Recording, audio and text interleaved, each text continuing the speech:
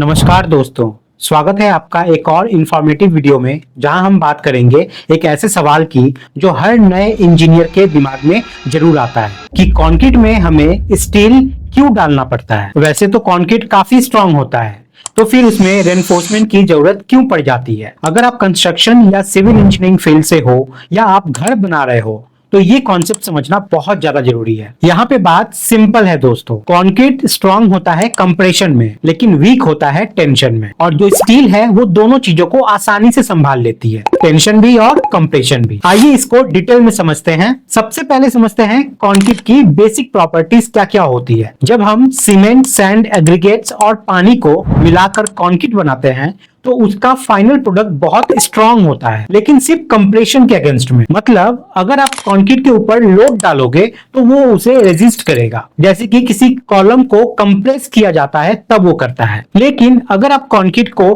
खींचने की कोशिश करोगे यानी टेंसाइल फोर्स लगाओगे तो कंक्रीट जल्दी टूट जाता है। इसलिए हम कहते हैं कि concrete is strong in compression but weak in tension. तो क्या टेंशन वाली जगह पे कंक्रीट काम का है ही नहीं? ऐसी बात नहीं है। हमारे साइंटिस्ट ने इस प्रॉब्लम का सॉल्यूशन ढूंढ निकाला है और उसका नाम है रेनफोर्समेंट। जब भी किसी स्लैब, बीम या कैंटिलीवर का डिजाइन होता है तो उसमें टेंशन जोन होता है जहां कंक्रीट को खींचने वाला जो फोर्स होता है ना वो लगता है। अगर आप वहां पे सिर्फ कंक्रीट यूज करोगे तो वो जल्दी क्रैक कर जाएगा और फेल हो जाएगा। इसलिए वहां पे हम कंक्रीट के साथ साथ स्टील को भी यूज करते हैं, जिसे हम कहते हैं आरसीसी यानी कि रेनफोर्स्ड सीमेंट कंक्रीट। अब यहाँ पे सवाल उठता है कि रेनफोर्समेंट के लिए स्टील ही क्यों यूज करते हैं? क्या बैम्बू, प्लास्टिक या किसी और मटेरियल का यूज नहीं किया जा सकता? तो इसका जवाब है कि स्टील में कुछ खास क्वालिटीज होती है, स्पेशल क्वालिटी होती है जो इसको औरों से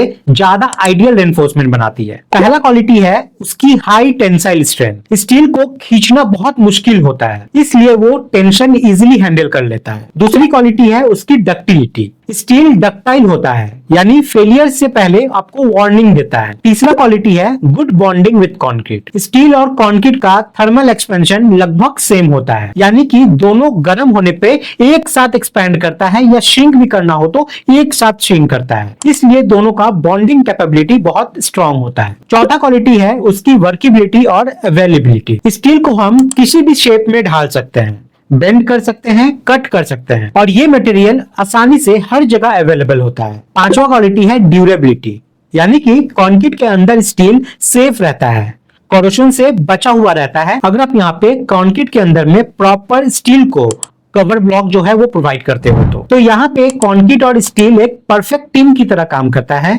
एक कंप्रेशन हैंडल करता है तो दूसरा टेंशन को हैंडल करता है। अब यहाँ पे आरसीसी का कॉन्सेप्ट समझते हैं। आरसीसी का फुल फॉर्म है रेनफोर्स्ड सीमेंट कंक्रीट, यानी कि ऐसा कंक्रीट जिसमें हमने रेनफोर्समेंट डाला है, जैसे कि स्टील बार। जब बीम, कॉलम या स्लैब का डिजाइन होता है तो सबसे पहले हम टेंशन और कंप्रेशन जोन को ही आइडेंटिफाई करते हैं और उसी के हिसाब से ही उसको डिजाइन करते हैं, क्योंकि ये चीज आइडेंटिफाई करना बहुत ज्यादा जरूरी है कि हमारे मेंबर में, हमारे कंक्रीट के अंदर में, हमारे स्ट्रक्चरल मेंबर में सबसे वीक पॉइंट कौन सा है, ताकि उसको हम लोग स्ट्रॉन्ग कर सके। हम लोग ये जानते हैं कि बीम के बॉटम पार्ट में टेंशन होती है और टॉप पार्ट में कंप्रेशन होती है, तो हम बॉटम पार्ट में बीम में स्टील बार्स ज्यादा प्रोवाइड करते हैं उसको स्ट्रॉन्ग करने के लिए। कॉलम में मोस्टली कंप्रेशन ही रहता है पर थोड़ा सा बेंडिंग और बकलिंग भी होता है, इसलिए वहां भी रेनफोर्समेंट थोड़ा एक्स्ट्रा लगता है। और ये रेनफोर्समेंट एक डिजाइन के बेसिस पर लगाई जाती है जिसे हम कहते हैं बीबीएस यानी कि बार बेंडिंग शेड्यूल, जिसका डिटेल कोर्स फ्री में हम इस चैनल पे ला रहे हैं आप लोगों के लिए। चलिए इस कॉन्सेप्ट को एक सिंगल एग्जांपल से समझते हैं। पहले अगर एक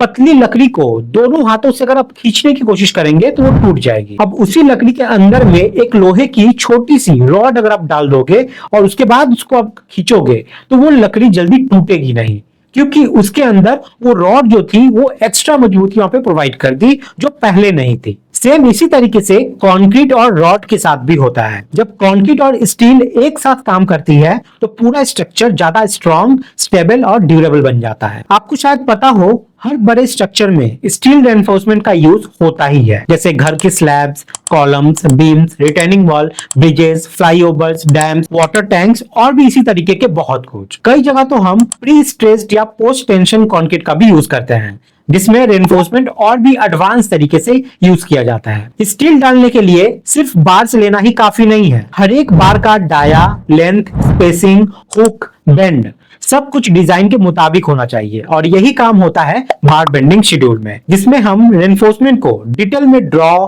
कैलकुलेट और लिस्ट करते हैं। जितना एक्यूरेट बीबीएस बनेगा उतना ही अच्छा कंस्ट्रक्शन, उतनी ही स्टील की सेविंग्स और उतना ही आपका पैसा बचेगा। अब स्टील प्लेसमेंट के टाइम पे कुछ बातें यहाँ पे आपको याद रखनी चाहिए, जैसे स्टील को सही तरीके से बेंड करो, क्लियर कवर को प्रॉपरली मेंटेन करो ताकि कोरोजन ना हो, बार को ओवरलैप और एंकरेज प्रॉपर प्रोवाइड करो, लैप लेंथ का कैलकुलेशन गलत मत करो, बाइंडिंग वायर का यूज प्रॉपरली करो। ये छोटी छोटी बातें स्ट्रक्चर की स्ट्रेंथ और ड्यूरेबिलिटी को इम्पैक्ट करती है, इसलिए ये सब हमें ध्यान रखना चाहिए। तो दोस्तों, आज के वीडियो में हमने समझा कि कंक्रीट कंप्रेशन में स्ट्रांग होता है लेकिन टेंशन में वीक होता है, और स्टील टेंशन को हैंडल करने के लिए ही हम कंक्रीट के अंदर में उसको प्रोवाइड करते हैं। दोनों मिलाकर एक परफेक्ट स्ट्रक्चरल सिस्टम को बनाता है, जिसे हम कहते हैं आरसीसी, यानी कि रेनफोर्स्ड सीमेंट कंक्रीट। तो उम्मीद करते हैं कि आपको यहाँ पर ये पूरा कॉन्सेप्ट अच्छे से क्लियर जरूर हुआ होगा। अगर आपको ये वीडियो पसंद आया हो तो इसको लाइक जरूर करें और हमारे चैनल घर निर्माण बाय मुकेश को